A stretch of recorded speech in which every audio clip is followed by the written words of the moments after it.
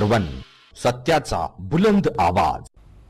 नमस्कार, बड़ी खबर में आपका स्वागत है। मैं हूं आपके साथ तनु मलिक और आप देख रहे हैं न्यूज सुपर वन। बिहार में महापराजय के बाद भाजपा के बुजुर्ग नेताओं की तरफ से चौतरफा हमले को झेल रहे भाजपा अध्यक्ष अमित शाह ने एक बयान देकर नई बहस छेड़ दी है। हालांकि शाह ने बाद में सफाई देते हुए कहा है कि मेरे बयान की गलत तरीके से व्याख्या की जा रही है। उनका मानना है कि 60 साल के बाद नेताओं को संन्यास ले लेना चाहिए। शनिवार को चित्रकूट पहुंचे शाह ने नेताओं को सलाह दी है कि 60 साल की उम्र के पार करते ही उन्हें राजनीति से संन्यास ले लेना चाहिए। 65 वर्ष प्रधानमंत्री नरेंद्र मोदी के नजदीक अमित शाह के इस बयान के कई राजनीतिक मायने निकाले जा रहे हैं। शाह भी खुद 51 वर्ष के हैं। बयान के मायने निकालने वाले तो यहाँ तक कह रहे हैं कि कहीं शाह के निशाने पर पीएम मोदी तो नहीं है। शाह ने जनसंघ के संस्थापकों में रहे नानाजी देशमुख के विचारों का सहारा लेते हुए कहा कि 60 पार करने वाले नेताओं को सियासत छोड़कर समाज सेवा का क्षेत्र अपना लेना चाहिए। शाह के इस बयान को भाजपा में हंसी पर डाल दिए गए आडवाणी खेमे के हमले के जवाब में देखा जा रहा है। गौरतलब है कि भाजपा में सक्रिय राजनीति कर रहे शीर्ष नेताओं के साथ ही केंद्र सरकार के मंत्रियों में भी 60 पार के लोगों की भरमार है। सदगुरु सेवा संघ ट्रस्ट के जानकी कुंड नेत्र चिकित्सालय की दूसरी यूनिट के लोकार्पण अवसर पर यहां आयोजित समारोह में शाह ने कहा कि नानाजी राष्ट्रपति के पद तक पहुंचने का सामर्थ्य रखते हैं, लेकिन उन्हें 60 साल की उम्र पार करते ही ये कहते हुए राजनीति से संन्यास की घोषणा कर दी थी कि वे समाज सेवा को समय देंगे। भाजपा के राष्ट्रीय प्रवक्ता सैयद शहनवाज हुसैन ने यूपी के कैबिनेट मंत्री आजम खान और हैदराबाद के सांसद असुद्दीन ओवैसी को मुस्लिमों का दुश्मन करार दिया है। उन्होंने कहा कि इन जैसे नेता हमेशा मुसलमानों का नुकसान कराते हैं। हुसैन ने रविवार को एक निजी समारोह में शिरकत की और उसके बाद उन्होंने ये बयान दिया। होटल पन्ना पैराडाइज में मीडिया से बात करते हुए हुसैन ने कहा कि ऐसे नेताओं से सावधान रहने की जरूरत है। देश में हिंदू मुसलमान मिलजुल कर रहते हैं। भारत में मुस्लिम अरब देशों से ज्यादा सुरक्षित है। ये मुस्लिमों के लिए दुनिया का सबसे अच्छा देश है। उन्होंने जोड़ा कि मुसलमानों के लिए हिंदू से अच्छा पड़ोसी नहीं हो सकता। बिहार में हार के सवाल पर उनका कहना था कि पार्टी चुनाव हारी है, हिम्मत नहीं। लालू और नीतीश के गठबंधन ने उनका बिखरा हुआ वोट बैंक मजबूत कर दिया। हार का बड़ा कारण ये भी रहा, फिर भी पार्टी से सबक के रूप में ले रही है। हालांकि यूपी विधानसभा चुनाव पर इसका कोई असर नहीं पड़ेगा। यहाँ मुलायम और मायावती का महागठबंधन बन जाए तब भी भाजपा सरकार बनाएगी। यूपी के हालातों पर उनका कहना था कि कानून का राज स्थापित करने में अखिलेश यादव नाकाम रहे हैं। सपा के मंत्री सांप्रदायिक तनाव फैला रहे हैं। पार्टी अध्यक्ष अमित शाह के 60 साल में रिटायर होने के बयान पर उन्होंने कहा कि वरिष्ठता को लेकर कोई मतभेद नहीं है। सीनियर लीडर हमें मार्गदर्शन दे रहे हैं। जबकि बिहार में हार पर शत्रुघ्न सिन्हा के बयानों को उन्हें पार्टी का लोकतंत्र कहा। भाजपा जिलाध्यक्ष अशोक राणा, ऋषि उपाध्याय, राजकुमार शर्मा, मनोज गुप्ता, डॉक्टर TS धर्मेश, राणा प्रताप सिंह, अशफाक सैफी, इमरान कुरैशी, इरफान कुरैशी, धर्मवीर प्रजापति, टीकम सिंह, सुनील दुबे साथ में थे। शहनवाज ने पेरिस हमले को खुदा के नाम पर शैतानों की हरकत करार दिया। ISIS को इस्लाम का दुश्मन बताया। उन्होंने कहा कि पेरिस की घटना पर मरहम लगाने का समय है। ऐसे में आजम खान मिर्ची छिड़क रहे हैं। ISIS पैगंबर के रास्ते पर चलने वाला संगठन है। मुस्लिमों को इसके खिलाफ लामबंद होना चाहिए। इसके कारण मुसलमानों को शक की नजर से देखा जा रहा है। फ्रांस के अमन पसंद मुसलमानों को भी इससे आलोचना झेलनी पड़ रही है। और विश्व हिंदू परिषद के संरक्षक अशोक सिंघल की हालत में कुछ सुधार हुआ है और हालत अभी स्थिर बनी हुई है। सिंघल को शनिवार रात गंभीर हालत में गुड़गांव के मेदांता अस्पताल में भर्ती कराया गया था। सिंघल से अस्पताल में मिलने वाले VHP के नेताओं ने भी कहा कि रविवार को उनकी तबीयत में सुधार आया है। तोगड़िया ने कहा उनके स्वास्थ्य में कुछ सुधार दिखा है और वे स्थिर है। उन्हें जीवन रक्षक प्रणाली पर रखा गया है और इसका सकारात्मक असर दिख रहा है। वेद के महासचिव चंपत राय ने रविवार को एक बयान में कहा, कल रात से उन्हें वेंटिलेशन पर रखा गया है, इसलिए ऑक्सीजन का स्तर ऊपर गया और दवा के माध्यम से रक्तचाप को नियंत्रित किया जा रहा है। रविवार सुबह करीब 5 बजे उन्होंने थोड़ी देर के लिए आंखें खोली। उनका स्वास्थ्य सामान्य लग रहा है। इसी बीच केंद्रीय मंत्री राजनाथ सिंह और उमा भारती के अलावा हरियाणा के राज्यपाल और मुख्यमंत्री ने 89 साल के सिंघल से मुलाकात की। बिहार विधानसभा चुनाव में महागठबंधन की जोरदार जीत के बाद उत्तर प्रदेश में भी ऐसा ही गठजोड़ बनाने को लेकर जारी चर्चाओं के बीच मुख्यमंत्री अखिलेश यादव ने रविवार को मीडिया से बातचीत के दौरान कहा कि सूबे में साल 2017 में होने वाले विधानसभा चुनाव में ऐसे महागठबंधन के गठन की संभावना से इनकार नहीं किया जा सकता। संत कबीरनगर जिले में सेमेरियावा में एक विवाह समारोह में शिरकत करने आए मुख्यमंत्री ने संवाददाताओं से बातचीत में बिहार की तर्ज पर उत्तर प्रदेश में भाजपा से मुकाबले की टक्कर लिए समान विचारों वाले दलों के महागठबंधन की संभावना संबंधित सवाल पर कहा, अगले विधानसभा चुनाव में प्रदेश में महागठबंधन के गठन की संभावना से इनकार नहीं किया जा रहा है। हालांकि अखिलेश ने ये स्पष्ट नहीं किया कि उस महागठबंधन में सपा के साथ और कौन कौन से दल शामिल हो सकते हैं। हालांकि बिहार में पुराने प्रतिद्वंदियों राजद और जदयू और कांग्रेस के महागठबंधन की जबरदस्त जीत के बाद उत्तर प्रदेश में भी ऐसा ही कोई गठजोड़ बनाने को लेकर चर्चाओं के बीच प्रदेश के राज्य मंत्री फरीद महफूज किदवाई ने कल आगामी विधानसभा चुनाव में सपा और बसपा के महागठबंधन की ख्वाहिश जाहिर करते हुए कहा था कि वे इसके लिए दुआ करते हैं। उन्होंने कहा था कि अगर ये दो दल मिल गए तो भाजपा की हार तय है। बिहार चुनाव के लिए पार्टी की रणनीति और करारी शिकस्त के बाद जिम्मेदारी तय न करने के उसके रुख की खुलेआम आलोचना करने वाले भाजपा सांसद शत्रुघ्न सिन्हा ने कहा कि उन्होंने केवल सच्चाई बयां की है। उन्होंने साथ ही प्रधानमंत्री मोदी पर उनके नेतृत्व में पार्टी द्वारा जीती गई सीटों को लेकर निशाना भी साधा है। सिन्हा ने एक समारोह में कहा कि अगर सच कहना बगावत है तो हाँ, मैं बागी होने का दोषी हूँ। मैंने हमेशा पार्टी और राष्ट्रहित में बातें की हैं। अगर कुछ लोगों को बगावत का आरोपी समझा जाता है तो फिर मैं बागी हूँ। उन्होंने कहा कि बिहार में जीती गई सीटों के लिए मोदी को श्रेय जाता है और दावा किया कि राजद प्रमुख लालू प्रसाद पर प्रधानमंत्री के हमले का उल्टा असर हुआ। सिन्हा ने साथ ही कहा कि बिहार के मतदाताओं को समझ में आ गया है कि मोदी के आर्थिक पैकेज की घोषणा एक चुनावी हथकंडा है।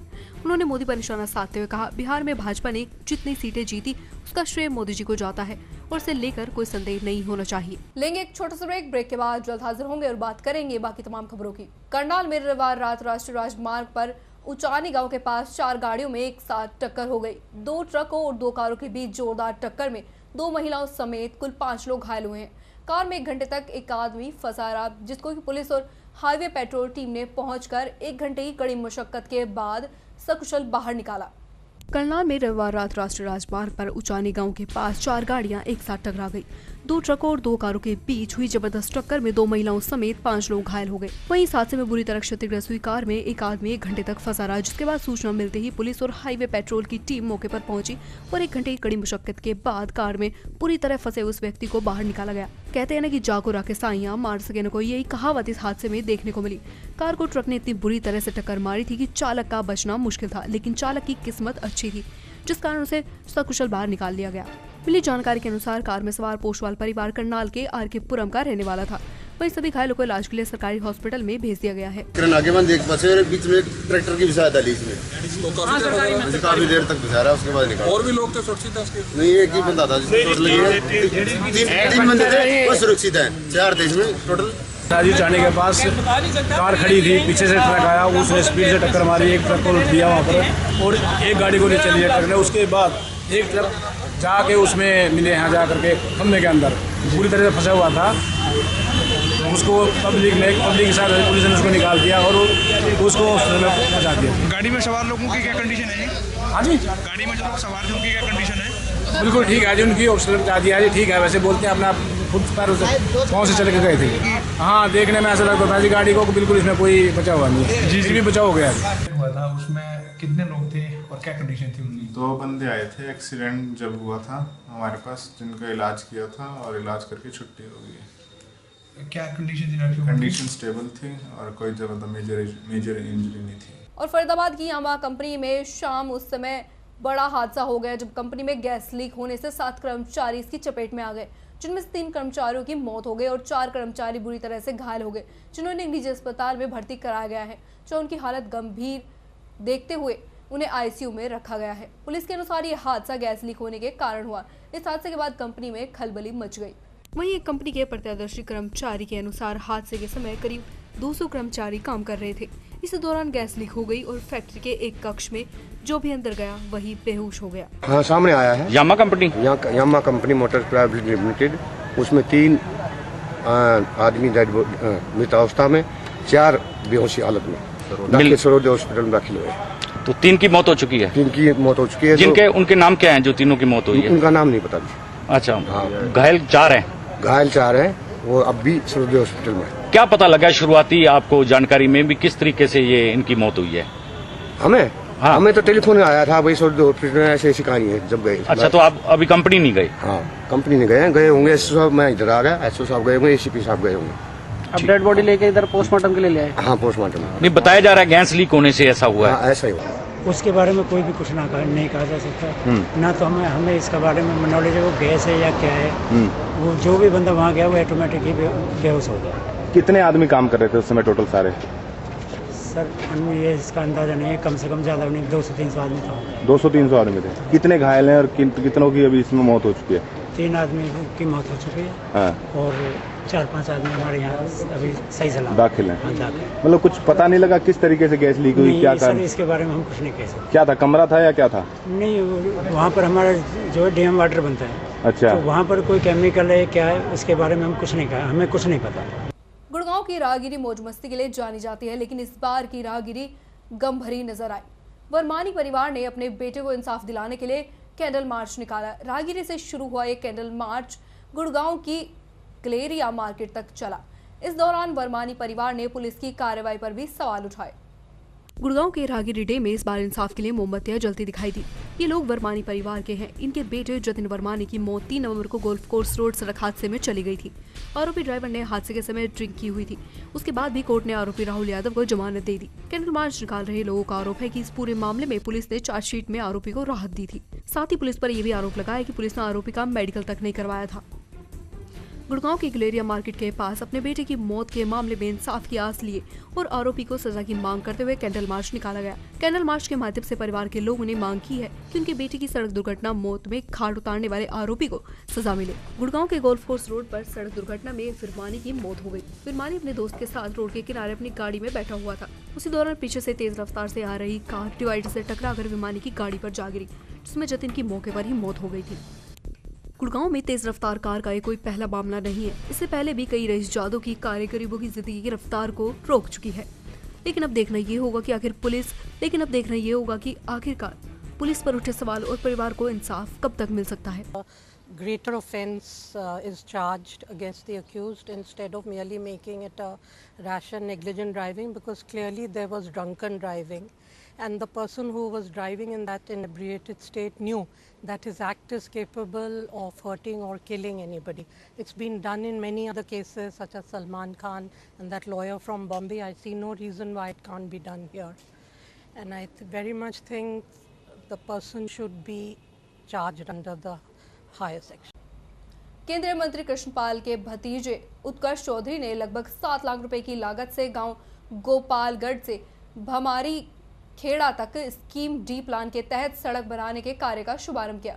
उत्कर्ष चौधरी ने कहा कि पलवल जिले में सड़कों का जाल बिछेगा और जर्जर सड़कों को प्राथमिकता के तौर पर पूरा किया जाएगा। वहीं विकास कार्यों के लिए धन की कमी आड़े नहीं आने दी जाएगी।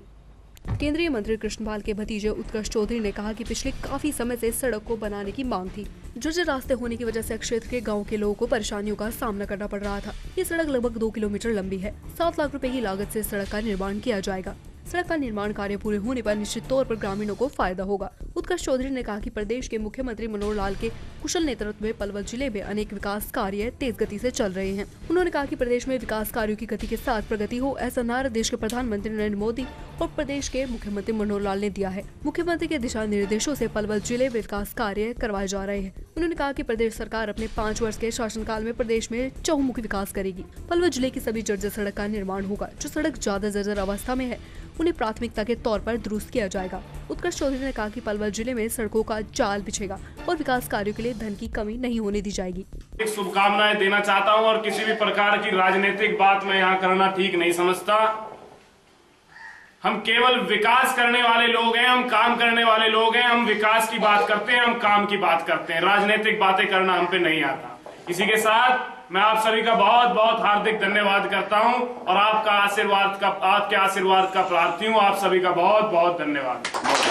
और उत्तर प्रदेश के जिला फिरोजाबाद में भीड़ ने खुद इंसाफ कर डाला। 7 वर्षीय बच्ची से छेड़छाड़ कर रहे युवक को भीड़ ने न केवल जमकर पीटा बल्कि मुंह काला कर और जूतों की माला पहनाकर सरे बाजार घुमाया गया। आरोपी युवक को भीड़ पीटते हुए थाने ले गई। पुलिस ने आरोपी के खिलाफ मामला दर्ज कर जेल भेज दिया है। मामला फिरोजाबाद जिले के थाना उत्तर के संतोष नगर का है, जहां सुबह लगभग 11 बजे 30 वर्षीय युवक को पास ही की रहने वाली 7 वर्षीय बालिका के साथ एक कमरे में छेड़छाड़ करते हुए भीड़ ने दबोच लिया। फिर क्या था, भीड़ ने जमकर आरोपी युवक की पिटाई कर डाली और आरोपी युवक का मुंह काला कर गर्दन पर जूतों की माला और चप्पलों की माला पहनाकर सरे बाजार घुमाया गया और तकरीबन आधा घंटे तक उसे इसी तरह घुमा कर पीटा गया। भीड़ आरोपी युवक को पीटते हुए थाने ले गई। पुलिस ने तत्काल मामला दर्ज कर आरोपी युवक को जेल भेज दिया। ये कौन है? मोहल्ले में रहता, मोहल्ला में घर है इसका, पंकज नाम है इसका। गली में तो ये किसी बच्ची को ले गया था? मेरी बच्ची को नाम है उसका, 7 साल की है। मैं गोदी में उठाएगा, मैं घर में ले आऊं। बड़ी खबर में फिलहाल इतना। बाकी तमाम खबरों के लिए आप देखते रहिए न्यूज़ सुपर 1। नमस्कार।